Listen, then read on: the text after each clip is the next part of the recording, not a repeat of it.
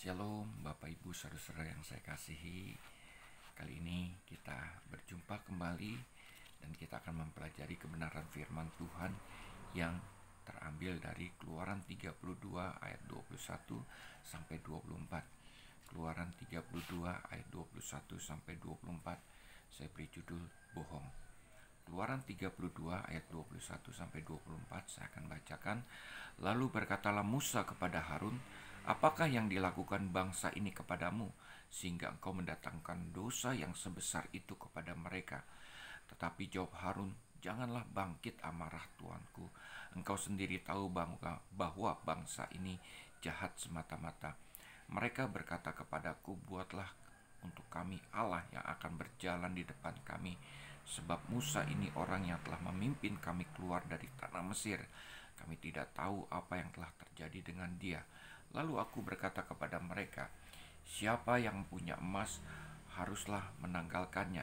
Mereka memberikannya kepadaku dan aku melemparkannya ke dalam api dan keluarlah anak lembu ini.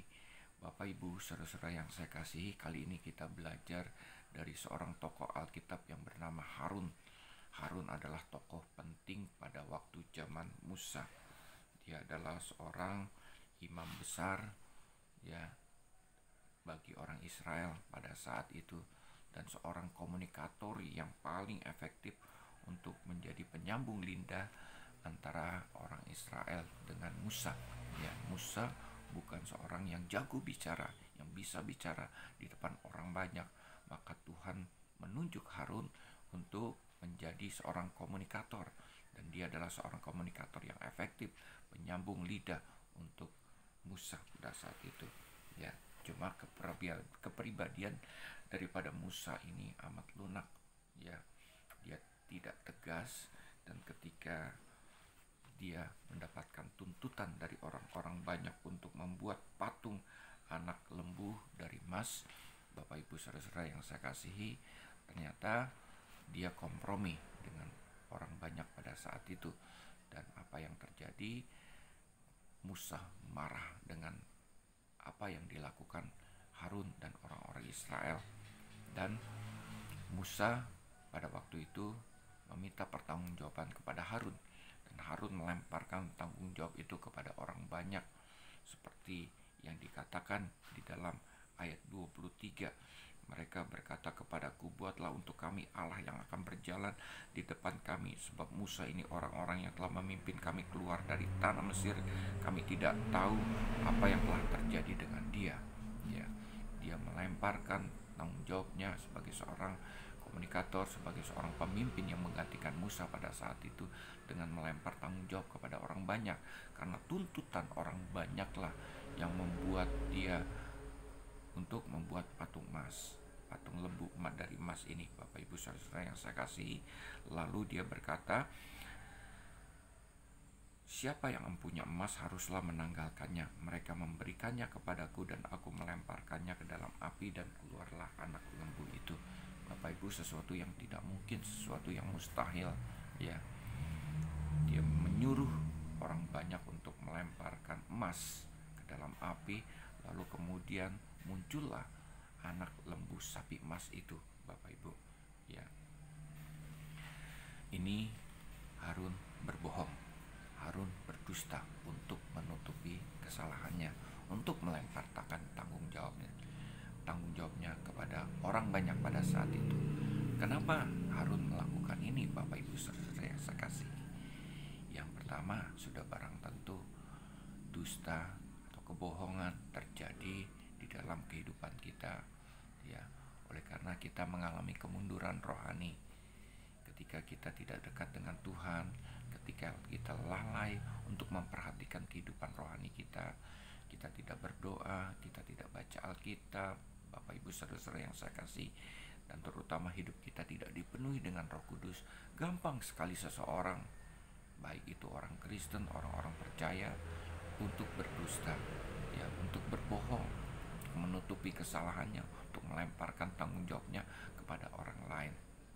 Dan yang kedua, kenapa kita berbohong? Kenapa kita berdusta?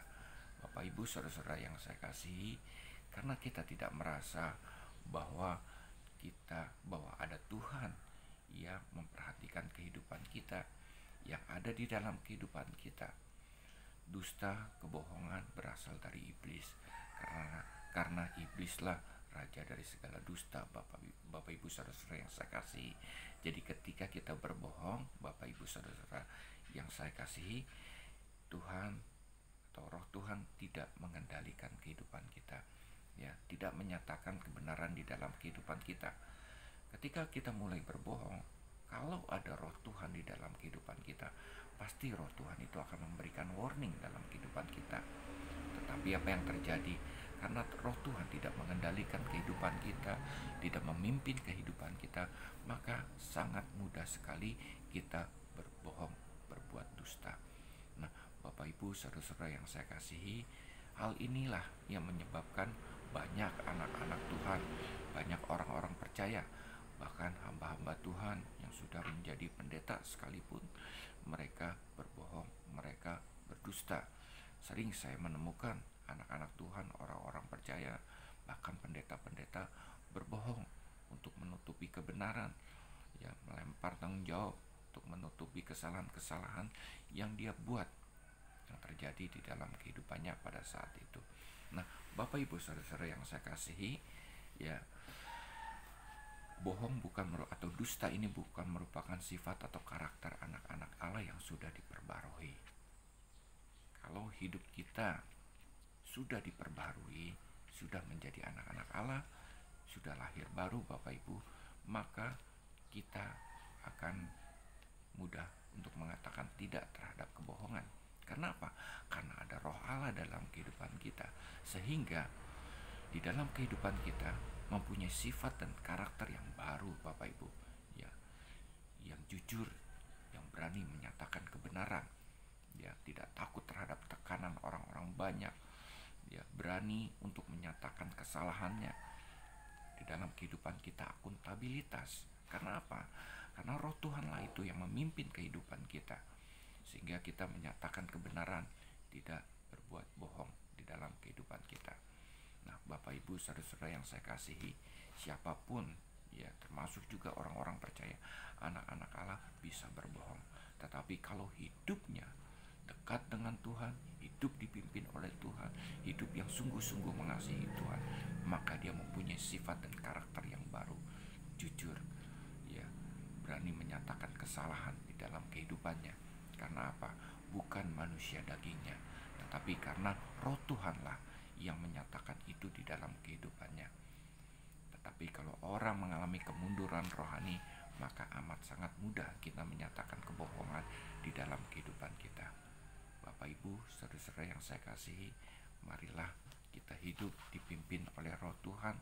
Kita hidup sesuai dengan apa yang Tuhan nyatakan di dalam kehidupan kita. Kebenaranlah yang kita nyatakan di dalam kehidupan kita, tanpa takut terhadap tuntutan orang-orang banyak. Tuhan memberkati. Shalom.